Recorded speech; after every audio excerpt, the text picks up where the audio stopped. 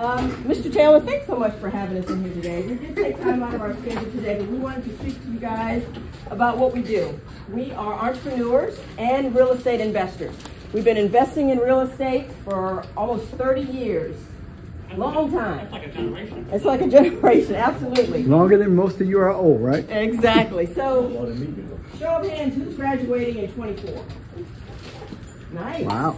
Have you guys ever thought about what you want to do when you're out of here? You probably have. Be a millionaire. Oh, there you go. That's what I'm talking about. That's a good goal. We're going to be talking to you guys today about some of the stuff that's on the whiteboard over here that Mr. Taylor has already opened your minds with, because it's very, very powerful. So we're happy to be here today. We're going to talk to you about the power of an asset. Now, he has on the board asset classes, right? So this is where Mr. Spratley and I live, right here, real estate and business. Okay, we're going to talk to you about this cash flow quadrant over here. This is really, really powerful. I was so happy when I saw that on the board, because that's one of the things we wanted to share with you guys today. How many of you guys are interested in making wealth with an asset where you comply minimal work, you get cash flow every month, you get take advantage of taxes, your taxes will be minimal, you can pass down generational wealth, and you can build wealth while you're alive today? Who's interested in that? Okay, that's an asset called real estate, and that's what we do. So I had a couple of notes. I'm going to look at them because I'm starting to use my phone a bit more. And Mr. Spratley is over here. He's trying to videotape us because we're trying to use social media more. We're trying to live in you guys' world because we know the power of social media. So we're putting our message out on social media. We've been doing this a long time. We have multiple properties around the area and in other states. So if you have any questions about real estate investing, we are the people that you want to ask, okay? We own multi-unit buildings, we own single family, we own Airbnb, we own rooming houses, and we collect money every month, even while we're sleeping. So we want to talk to you guys about doing that today. So no matter what your vision or your dream or your gifting is, because everybody has a gift, so no matter what your gift is, you can do your gift and still make money investing in real estate. The goal is you want to be an investor, okay? So before I go to the board, I just had a couple other questions I wanted to ask you guys to see if you guys are ready. Who's going to college? Okay, who's not going to college? Okay, all right. Mrs. Bradley, anything else you wanted to share about I think you got it. And what we've been doing? I'm going to go right to the board and talk about cash flow. All right, I'll make this a little bit bigger. Okay, these are the 4 ways that you can make money. Are you guys familiar with this? No? All right, you will be today by the time we're done. Anybody know what that is for, represents, what that E represents? Okay.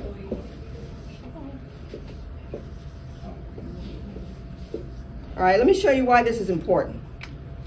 Some of you guys will decide to be employees, all right? Some of you will become self-employed, some of you will become business owners, and some of you will decide to be investors. The reason that is important is because these are the 4 main ways that money is going to be made no matter what you decide to do. And the reason it's important is because you'll be taxed based on the way that you make your money. Why is that important? Because you want to keep as much money as you can. You don't want to pay taxes on things that you don't have to pay taxes on, right? Would anybody agree with that? You understand what I'm saying? You have to pay taxes. How many of you guys have a job? Do you look at your check when you get it, or however it comes to you? It may not be in the form of an actual check, but you know, whether it's digital or whatever. Do you ever look on there and you see all those different people on your check that you don't have any responsibility for? FICA, FUTA, SUTA, whoever's on there, and all the taxes that you have to pay, right? So, as an employee, out of all of these areas of ways to make money, this is the highest taxed area. If you decide to be an employee for the rest of your life, 50% of your income will be paid to taxes.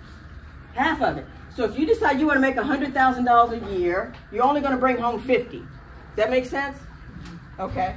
How many of y'all want to keep more of your money?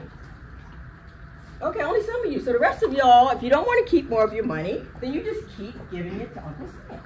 How many of you guys want to keep more of the money you make? That's it? You don't want to keep more of the money you make? All right, I want to see more hands go up. Anyway, so if you decide you want to be an employee, you're going to pay the most in taxes. That's just how it works in this country, and I'll explain more about that later. How many of you guys think you want to start your own business? Me. All right, so then you would be considered self-employed. So a lot of times people work and they work for years and years and years and they say, you know what, I'm out of here. I don't want to work for this person anymore. I want to work for myself. I'm going to do my own thing. Sounds great, right? And it is good. You do get somewhat freedom, but you're going to probably work more hours than you did even as an employee. Because it'll be you by yourself doing what you do. And you basically just create a job for yourself is what you do. Not bad, but hey, just want you to know that as a self-employed person, you're going to probably pay 60% in taxes. Here, 40 to 50.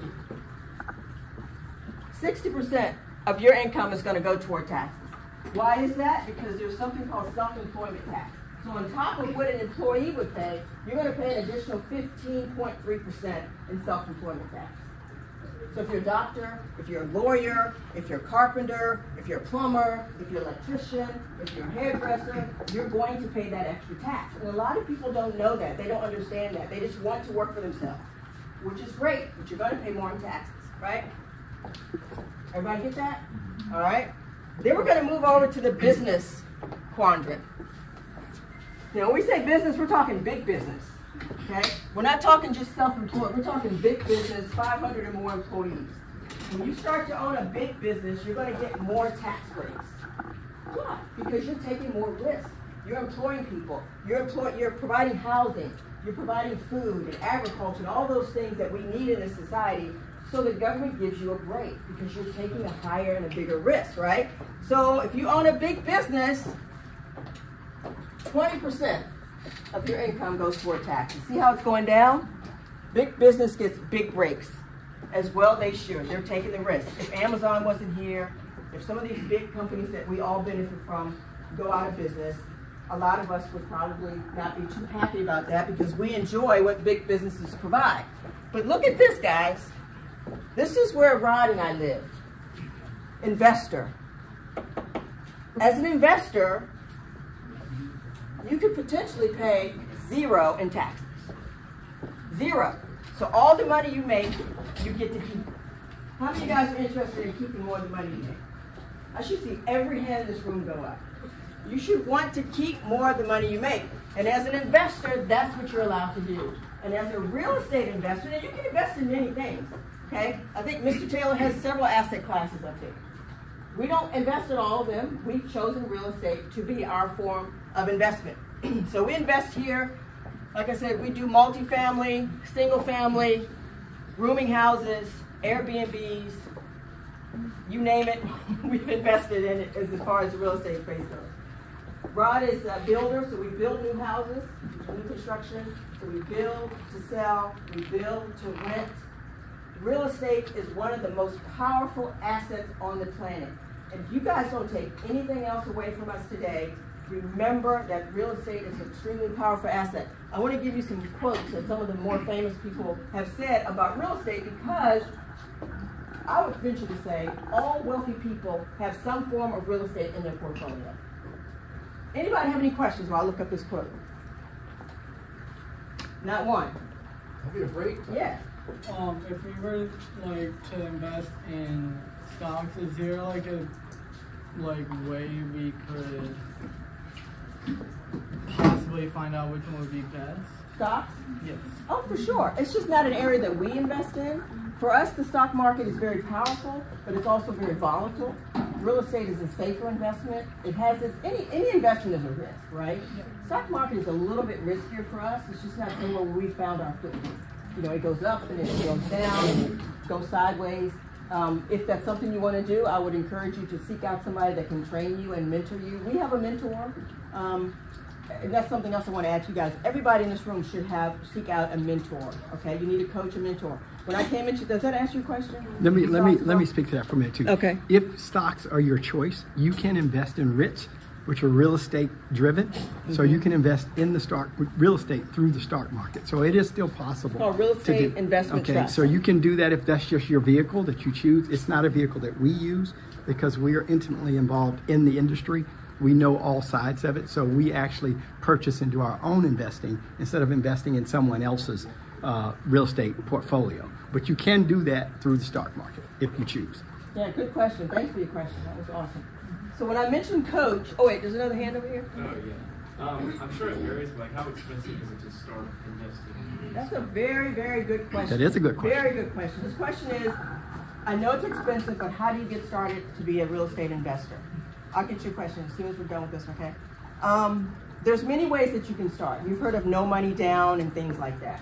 What we teach, because we are real estate coaches as well, we have a real estate coaching business where we help people learn how to invest in real estate. So one of the things that we recommend, there's something called house hacking. Okay, so basically, you would buy a house to live in. It could be a condo, it could be a single family house, it could be a duplex, two houses that are connected side by side. Let's say you buy a duplex for yourself, right? As a homeowner, it's cheaper to get into a property because you don't have to put as much money down. So if you get an FHA loan, which is a type of loan that homeowners get, especially first-time homeowners, if you find a house for $100,000, it's a duplex. You can buy it with an FHA loan, which means you only have to put down 3.5%. Okay, 3.5% of the purchase price is all you have to come up with. As an investor, typically you have to come up with 20% down. So it's a cheaper way to get into a house initially as a homeowner. Now that 3.5%, you can save it up. You can borrow it from family and friends. But you get your down payment because that's what it requires to get into a house, to get a loan. And we recommend loans because loan is a way to leverage. In real estate, you can leverage with debt. Okay, it's good debt. It's not like going out and buying liabilities. There's a difference between assets and liabilities. Assets put money in your pocket. Liabilities take money out of your pocket. Anything that's not putting money in your pocket is considered a liability. So for you, purchasing a duplex is an asset. You can borrow from a mortgage company. They would give you 97% on average. So you'd have to come up with a 3.5% down. You get into the property, you rent out the next side. So you're in a duplex, you live in one, and you rent out the other side, and that can help you pay your mortgage payment. Or you can get a single family house, put your 3.5% down, and rent out the rooms to your friends and have them pay your mortgage for you. So that's one of the ways. Another way, you can partner up with somebody. Let's say you don't have any cash, but you know a friend that does have cash, or you know a parent or another relative that will partner with you. They can come to the table with the money, and you say, if you can get me in, I'll manage the property and make sure everything is running right. So there's ways that you can partner if you don't have cash. Now I have a story about a young lady and a friend of hers who were in high school. They didn't have any money either, but she started to study real estate. She started to read books and really get interested in it, and it fascinated her. And she's in high school now. She and her friend, I think it was her boyfriend at the time, they started doing little side hustles, side jobs. They would take furniture, fix it up, and sell it. So they flipped furniture. They did whatever they could do to save up money. They saved up enough money. I think she partnered with her dad or somebody, and they bought their first property. Well, now they're millionaires from investing in real estate, starting off in high school. So it's attainable for everyone. This is one of the things we're excited about with real estate investing, is that it's so attainable. You don't have to already be wealthy to invest in real estate, but it'll make you wealthy. It's attainable, it's transferable, it's tangible, it's sustainable, it's scalable. You just start small and start local. So it's not too early for you guys to start thinking about how to invest in this asset that is owned by nearly every wealthy person in the world. You can start small, and by the time you guys are out of college or, you know, in your early or late 20s or early 30s, you can already be a millionaire. Does that sound exciting to anybody? I don't know about you guys, but I'm excited about that. I'm so excited that when I leave here today, before we came here this morning, we looked at a property. We're always looking at real estate. Now, I'm going to tell you something about Hampton Roads. Hampton, we've invested in all areas around the nation, not all, but a lot. Enough to know that Hampton Roads is a great place to invest in. You guys have property here. You can buy some. We bought a property here for $20-some thousand. Was that the cheapest? That's true. I've got something to add to that. Okay. I'm going to give you this camera for a minute. All right. And listen, so Jen is explaining to you guys, I like your question, but here's what's more important. Do you know in the United States, at 18 years of age, that's all you have to do, be 18, and you can purchase property, and you can be legally a landowner in this country at 18. You know, that means that most of you guys, maybe like next year or possibly the year after, depending on your age, you can actually purchase real estate. You don't absolutely have to have money down. You have people that will finance you and actually lend you money to buy their property. That's called owner financing. So there's ways for you to actually purchase a property right out of high school, and you can make that property a rental property and start making money. If your plan is that you want to invest and your plan is that you want to be an investor and you want to take advantage of this category that gives you all the tax benefits and breaks that this country allows all of us to have. If you're a U.S. citizen, you get to utilize these breaks. You get to use everything that's been put in place by wealthy individuals, but it's not exclusively just for the wealthy. It was put in place by them, but you get to use it. That's what we teach, and that's why we're passionate about it, because it doesn't matter where you come from. It doesn't matter who you are. It doesn't matter as long as you're over the age of 18. It doesn't matter your economic status, your ethnicity. None of that matters. It doesn't matter if you grew up poor. And by the way, I did. Grew up living in a trailer right over in Smithfield with 5 other kids with sometimes no heat. Okay, so bad situation. Grew up in a family where there was incarceration and family violence and all those things. So it doesn't really matter where you come from. It doesn't matter who you are and what circumstance you're in right now today. The bottom line, if you guys decided, each and every one of you in here, you could buy real estate when you hit the 18-year-old mark. Just like that. You can do it if you start planning for it. You can do it if you have a plan, a system that you guys have decided you want to do that. You can still do other things, but it's nothing wrong with having something that makes you money, right? Wouldn't everybody like to have something? You're at school right now. Wouldn't you like to have a property that's paying you money while you're sitting and doing something else? I don't care what it is. Whatever it is you enjoy, you can do that and still make money at the same time. Wanted to bring that to you guys as a thought, because a lot of times people believe that you got to become super successful before you can actually start investing. You can invest to become super successful. So it doesn't. You don't have. There's no requirement you can do anything other than to learn how to purchase, to learn how to identify a good deal, to learn how to analyze the deal, and then to see how you get the deal financed. And all of those things are accessible to you guys. So that's why we get so excited. We're excited because we use it for years, over and over and over again. And every time we do it, it's still exciting. I mean, 30 years we're doing it. We looked at a property today that Jennifer mentioned to you guys. Now, it's beat up. It looks really bad. But when we get these properties and we renovate them and we turn them around, they look really nice. And people are just, calling our phone, just knocking our door down to rent them because they like the way our places look.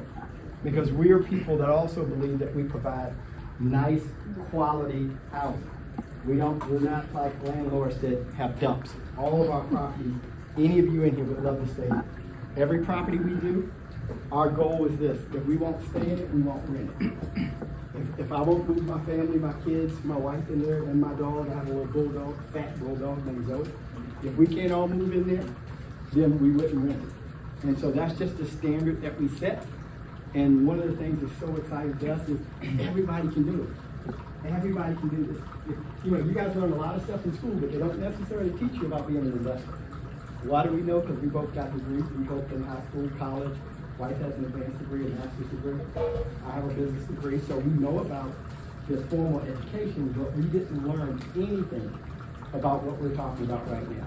And if no one ever told me at 18 I could purchase a property, I didn't know that till I was probably 25, almost 30 years old. I didn't even know what the age was that you could purchase property. But you can actually do that. You guys could go out today and make an offer. And look, even before you're 18, if you got a parent or a guardian, you still can own property because they can put it in a trust. And they can set that trust aside for you until you turn 18, and then you can take the property over. So technically, if you have a guardian, you can get a property before you're 18. Okay, so that's all I wanted to add. Jim's giving you some great stuff. Guys, y'all should be excited. I think they are excited. Y'all should be really They're excited. containing their excitement. Well, and they do excitement different ways from us in this older generation. But this is good stuff for you. Yeah. This is why I think it's cool, right? If you decide to go to college, that's great. If you decide not to go to college, this is something that you can do. Whether you're in college, not in college, decide to go, don't go into a trade school, whatever. Real estate investing is something you can do no matter what state that you're in. So I'm going to quote you, or read a couple of quotes from some. How many of you guys have heard about Andrew Carnegie? You know Andrew Carnegie? Okay, this is what Andrew Carnegie said. He said, a wise young man or wage earner of today invests his money in real estate. All right? Mark Twain said, buy land, they're not making any more. That's right. So true. There's only but so much land in the world. So you want to get yourself some pieces of it, right? The best investment on earth is earth. All right, let me give you this one. Shakespeare said, I would give 1,000 furlongs of sea for an acre of barren land. Andrew Carnegie said, 90% of all millionaires become so through owning land. Thank you. Right. Real estate or land. That's what Andrew Carnegie said, and he's an extremely wealthy man. Let me give you another one. Franklin D. Roosevelt said, real estate cannot be lost or stolen, nor can it be carried away. Purchased with common sense, paid for in full, and managed with reasonable care, it is about the safest investment in the world. The safest investment in the world. That comes from Franklin D. Roosevelt. All right, let me give you another one. Robert Kiyosaki. How many of you guys heard of Robert Kiyosaki? Very good, very good, very good. Now, how many of you guys have purchased Robert's books? Awesome. You guys are on your way. I'm telling you right now. Whatever it is you want to do in life, you've got to study your craft. You've got to spend time reading and understanding what it is that you've decided to go into. And if it's real estate investing, we highly recommend you read any of Robert Kiyosaki's books. Okay, if you've already started reading it, read it again. Yep. Ooh, let me see that. Let me see that. That's Who's right. got that? Who's That's got good. this book? Whose book is this? Excellent. Excellent. Wow. This is the book right here, guys. That's excellent. Now, who said they're reading it? Raise your hands up again if you're reading it. Kudos to you guys. If you are serious about becoming a real estate investor, you definitely want to read this book over and over and over again. He's got many other books out there. Robert Kiyosaki is the godfather of real estate investing. He is an educator and an investor, so he'll teach you a whole lot. All right, let me give you another quote. Robert Kiyosaki's one.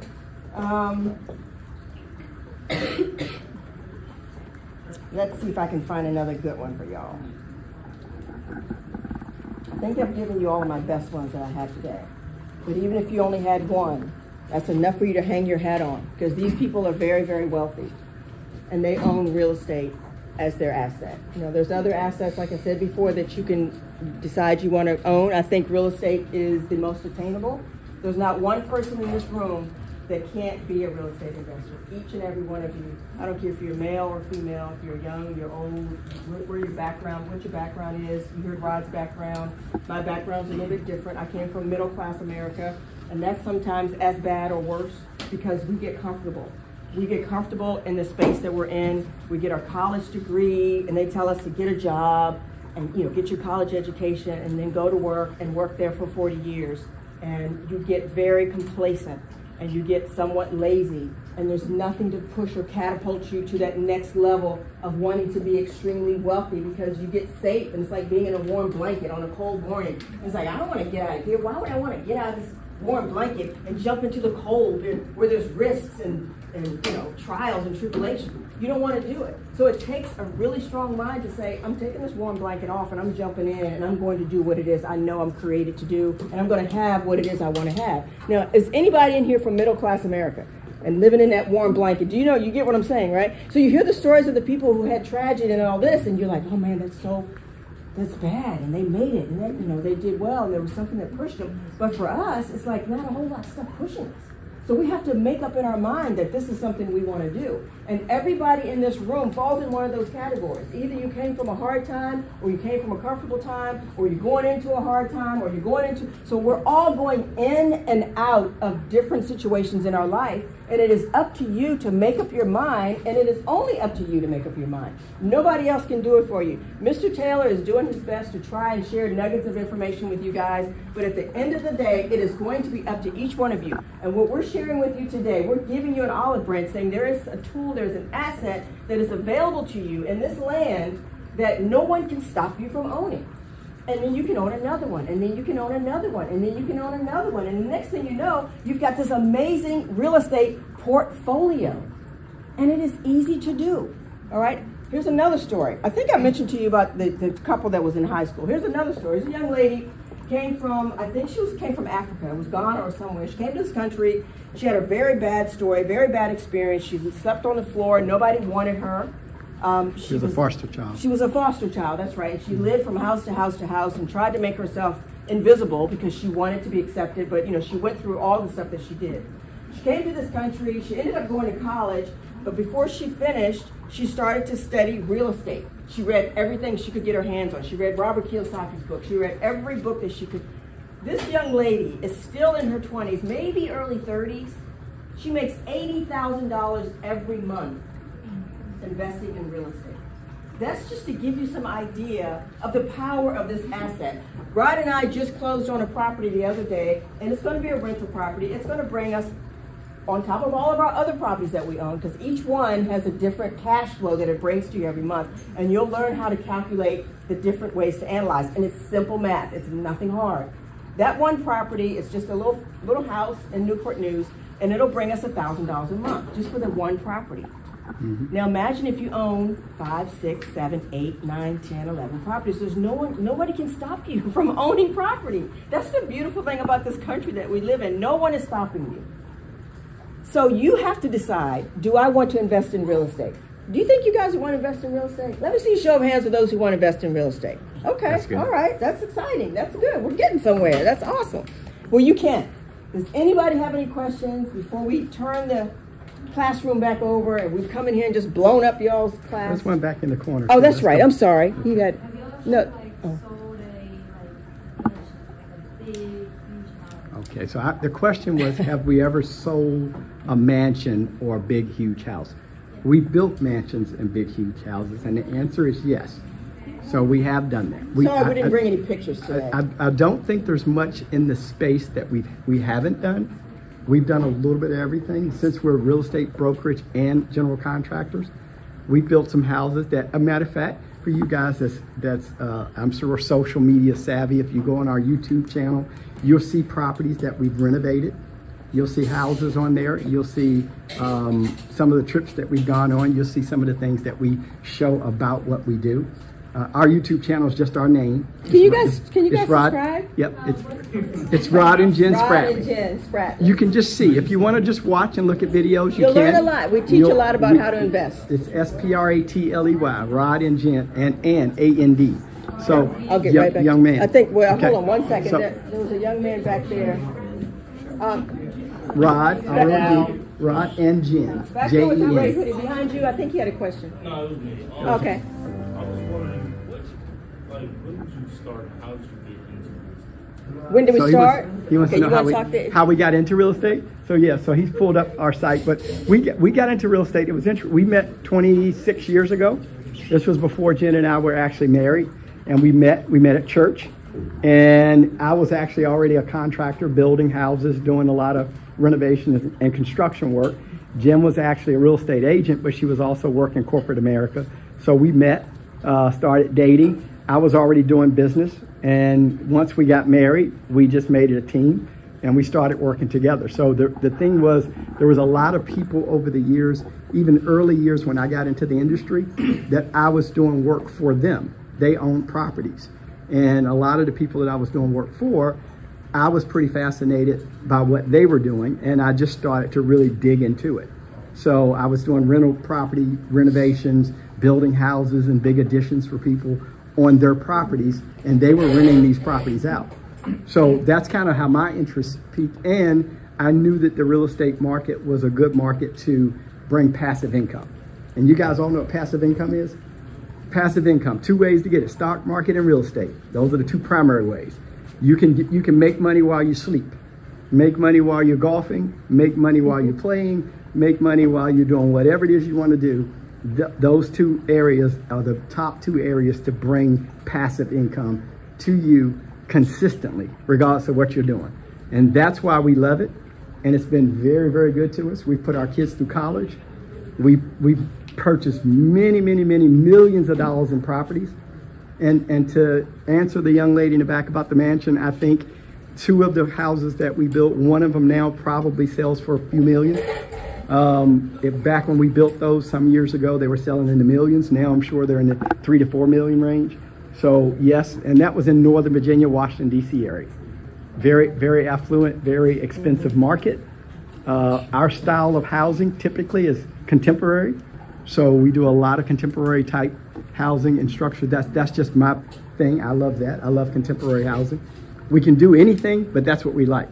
So that answers your question, and we will continue to do that. Right now, we're looking in St. Petersburg, Florida. So we're going to build in Florida and do work there. We have properties in several states: Alabama, Georgia, Florida, and Virginia. We've owned property in Washington, D.C., Maryland, and other states. We're looking in Texas and Ohio right now. So you're not restricted to just where you live. You can do property investment anywhere in the world, really. Okay, you're not even restricted to this country. There are other countries that you can purchase in and buy property. So I want to add to the answer to your question. One of the things that we are really big on is educating ourselves on what it is we want to buy. Read about it, read Robert Kiyosaki's books, get a really good foundation of how it works, okay? The terminology, what it means, how do you analyze a deal. Once you get comfortable with that, and while you're doing that, start to save some money, okay? I don't know if you're working right now, but if you are, start to set aside some money, because that's going to be money you're going to use for your down payment. Now, people say you can get in with no money down, and you can, but you're going to need some money. Plus, you want to learn how to manage money. You want to learn how to save some money up and use it to invest in an asset. So I don't care if it's $2.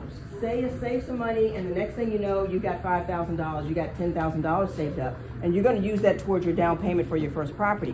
But before you buy anything, get the education behind it. Education is critical, and that's what Robert Kiyosaki is really big on, is understanding the asset, understanding how to buy. Because some people invest in real estate one time and they never do it again. You've heard of people doing fix and flip. Have you guys ever heard of that? Fix and flip houses. I'll find a house, I'm going to flip it, and I'm going to make money.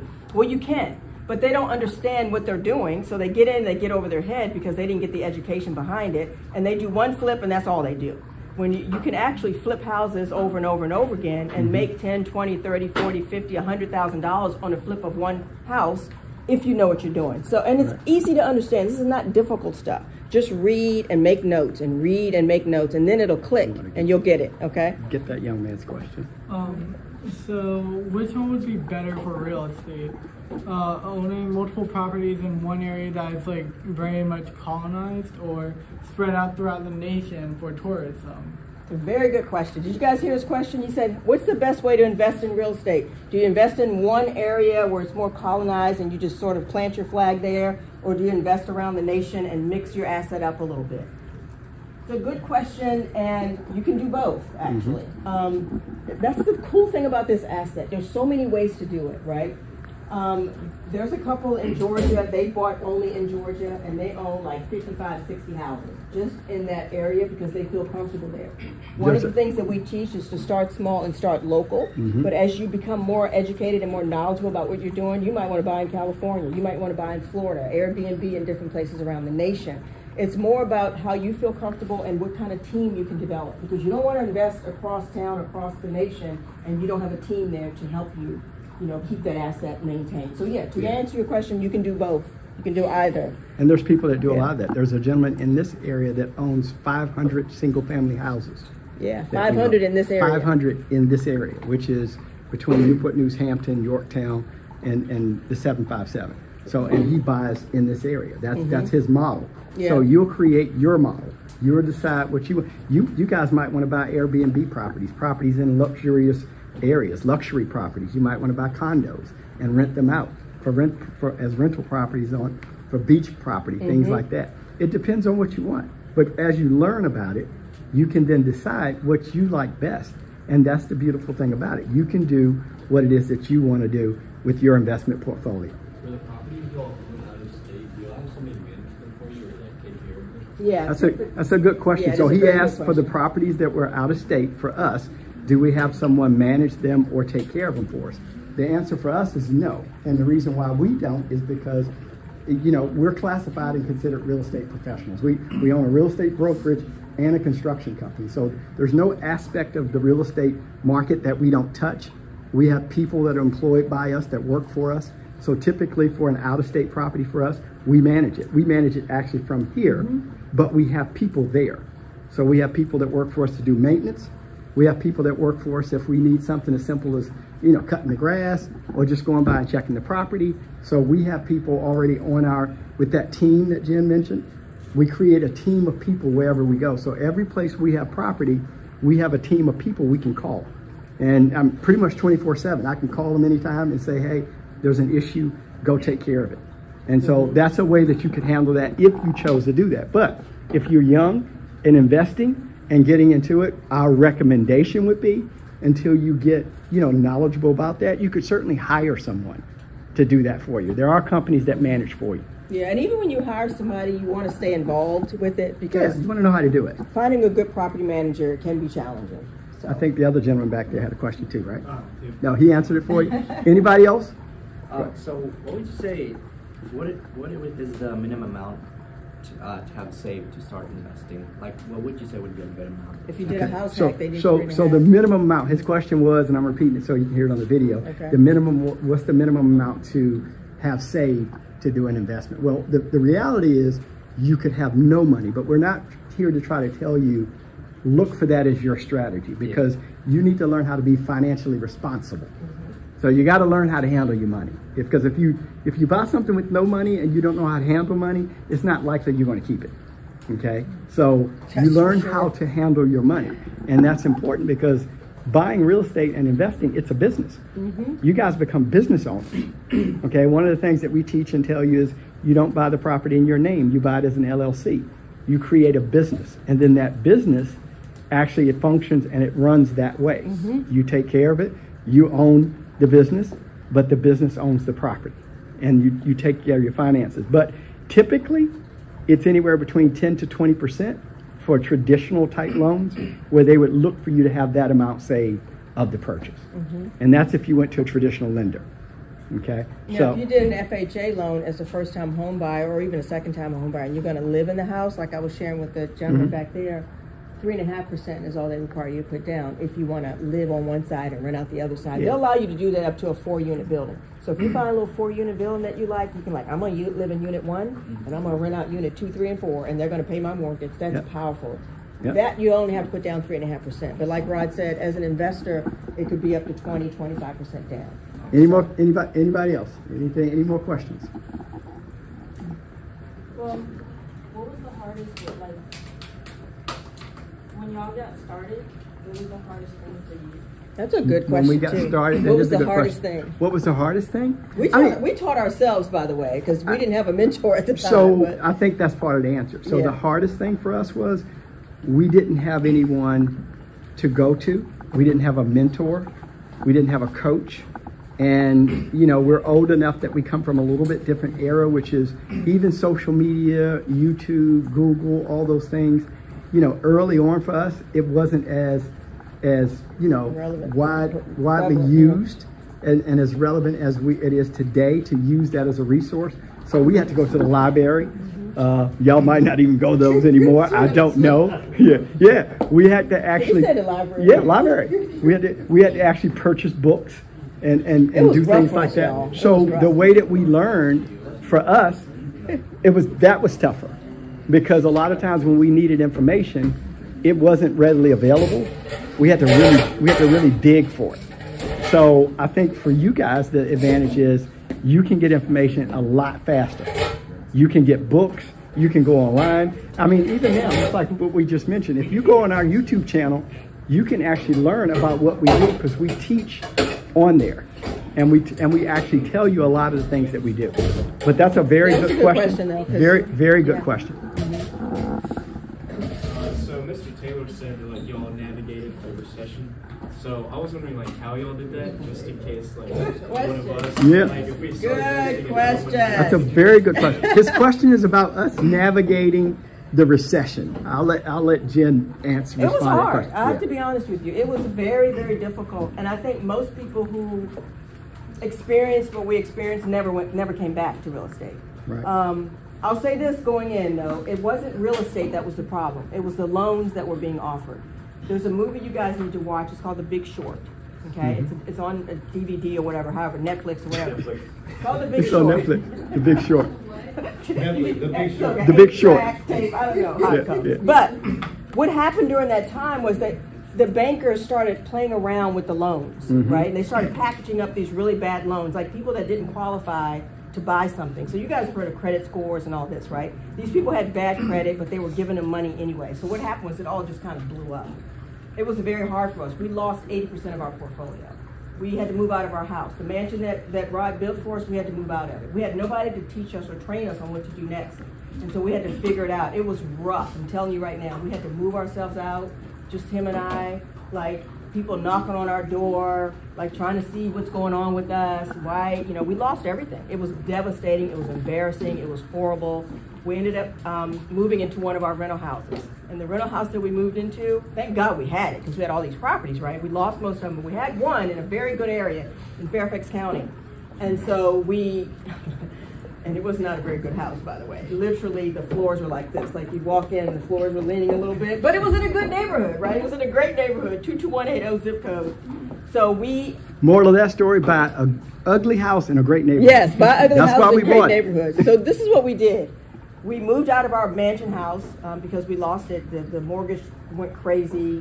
So what happened was the mortgage started off, let's just for lack of or easier way to explain, let's say the mortgage payment was $1,000, right?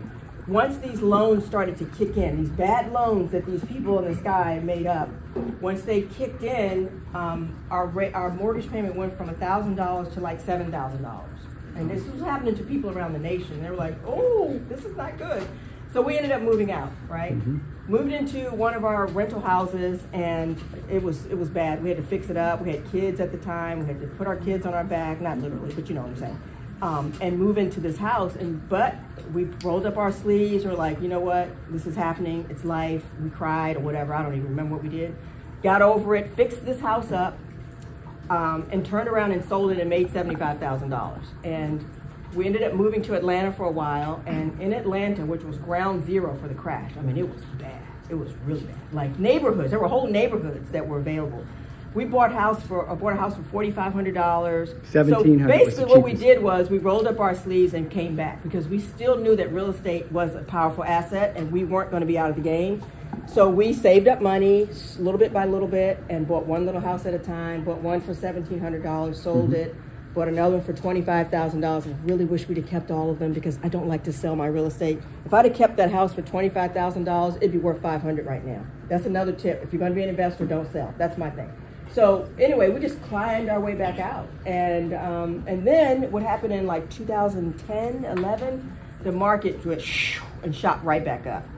So the moral of that story is do your homework, study the market, know what's going on. Like right now, the interest rates are up, so we're always listening and studying and reading and keeping abreast of what's happening in the market. We won't get those kind of loans anymore. We learned that. So you'll learn from your mistakes. You're going to make them, okay? So that's how we came back. We learned from our mistake, dusted ourselves off, started investing again. And then we surpassed the portfolio we had before. So now we're smarter. So I think, Thanks for that question. And I add to that, the same that we answered for the young lady. The one thing that we were missing is we didn't have a mentor or a coach. Now, that's been something that we've corrected in later years. Now we have mentors and coaches for everything. Like we're on social media, and we don't know social media. So what did we do? We went and hired one of the greatest social media gurus, you guys probably know him, to help us with our social media. So he helped the beast. He helped other people. So what we do is we go and get people that know what we don't know. So that's the thing that I say to you. You have to get people. You can't be like ashamed. You can't be like, I can go figure this out. You need to get help. Help exponentially just launches you. You got to get people to help you with stuff you don't know. And then what happens is the thing you do know, you can move in that a lot faster. So now we have coaches. Matter of fact, the gentleman on the board, that's your Golden. This quote up here. Your teacher has it quoted for you guys, and he has Dr. Myron Golden. He's our coach. He's one of our coaches. We have. And he didn't know that. Now, mind you, he charges some people like $300,000 just to talk. Right. Now, that's correct.